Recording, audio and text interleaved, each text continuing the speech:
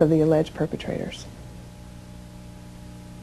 Those perpetrators, named by the children, were some of the richest and most influential citizens in positions of power in the state, men prominent in industry, politics, the media, even the police. We can only name the ringleaders. Besides Larry King, they were department store millionaire Alan Baer and the celebrity columnist of Omaha's only newspaper, the World Herald, Peter Citron. With the judicial system apparently paralyzed, Larry King spent Franklin's money on courting political influence. $10 million went on jewelry, flowers, and private planes. He cultivated contacts in the inner circles of Ronald Reagan's White House. At his palatial homes, 3 in Omaha and 1 in Washington, D.C., he held extravagant parties for the influential and powerful. His lavish spending bought him a protected life. Larry King was constantly heralded, cheered, applauded in the news media as the great businessman that's helping the poor people, the black community of Omaha. But King's extravagance attracted the attention of the Internal Revenue Service. As a result, on April the 11th, 1988, the Franklin Credit Union was raided and closed by the FBI.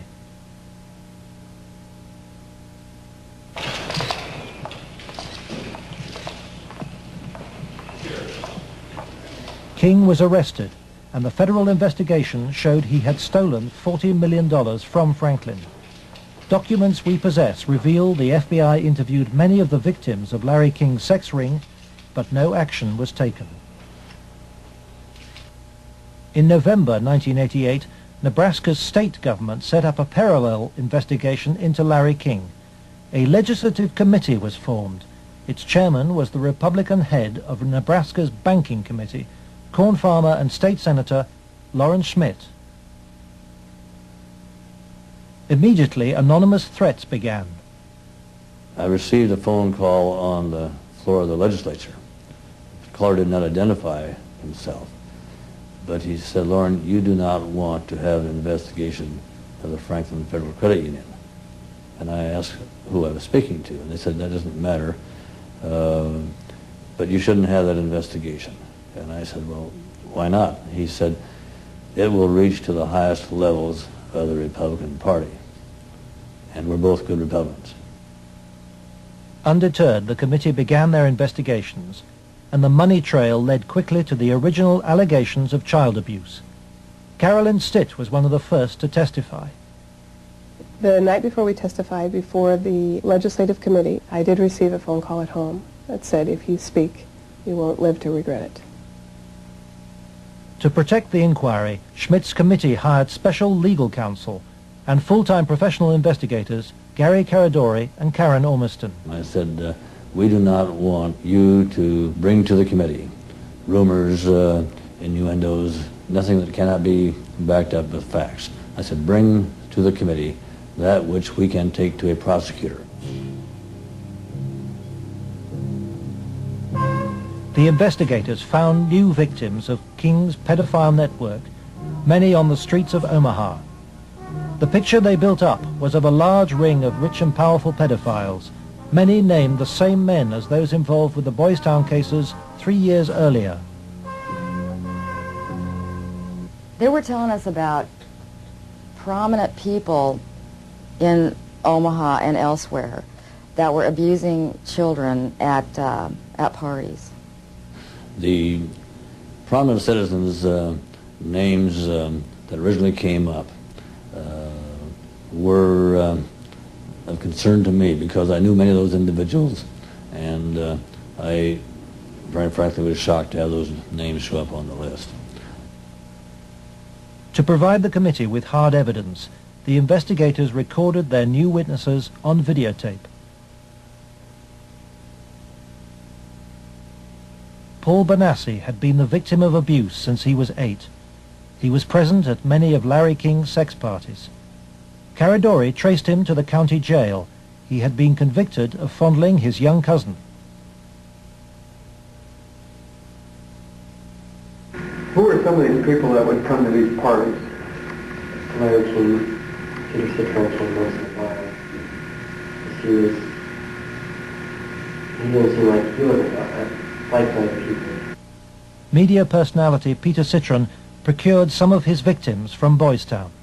The kids he liked were mainly around the age of probably about 8 and 13. It was mainly fondling and oral sex with them. He did have some anal sex, but he usually did that with the older kids. The parties involved ever more sadistic abuse. Whenever you were tied up, was there anybody else present other than you, Peter Citron? Yes. Who was that? It was Alan Bear sometimes. Millionaire Alan Bear hosted parties for a large number of sadistic pedophiles. Paul Benassi suffered at their hands. Okay. Yeah. They tied me up and I had some other kids perform sex on me and they were hitting me and they burned me some cigarettes. Okay. Just take a deep breath now.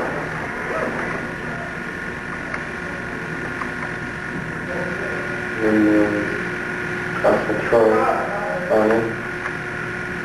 Troy Bonner would tie you up? He was there. Troy Bonner was found by the investigators and his videotaped testimony taken under oath. I was shocked when I walked in. There was a kid, I would say about 15 years old, out in the middle of the room. One guy was standing in front of him. He was bent over, and the other guy was like reaching under him, playing with his nipples, while a guy whom Jeff told me was a police officer shoving beads up his rectum. The police officer was shoving beads up his rectum? Yes. Bonner named Alan Bear as the man who introduced him to the sex parties. Alan Bear was a sick fuck. Didn't care, wanted sex, nasty, I don't even know if you can call it sex. Everything, from just, touching to fruit, squash, huge squash, that big around, stuck into you, into your ass, heat things, hot things, poked at you and stuck in you. But the center of the child sex ring was Larry King. Larry King was the same kind of sick fuck Alan Bear was, except Larry King was more violent, more sure of himself, I got those scars on my arm one night at a party where Larry King, wanted to see how strong a men we were or something, and have us push our arms together, and then you'd light cigarettes, and as soon as you get burning, you just drop them down between your arms and, let it burn. And they made us stand there naked and touch each other while holding our arms together and burn cigarettes where, it's on film someplace. They filmed it, burning, I would, see him fuck a 10-year-old boy in the ass, until he bled and, just pull out and stop and, push him down, and then go out and, meet with decent people. King would also provide underage girls for abuse. Alicia Owen told the investigators she was 15 when she attended her first party, introduced by a Boys Town boy. Caridori discovered her in jail where she was serving a sentence for passing bad checks. I met some guys there that were from Boys Town, and it was at that party that I met Larry King. At the time that I met Larry King, I did not know that he was Larry King. I had met him. It was the first time I'd ever met him. Larry King and Alan Bear frequently hosted the child sex parties in penthouse apartments at the Twin Towers luxury block in Omaha.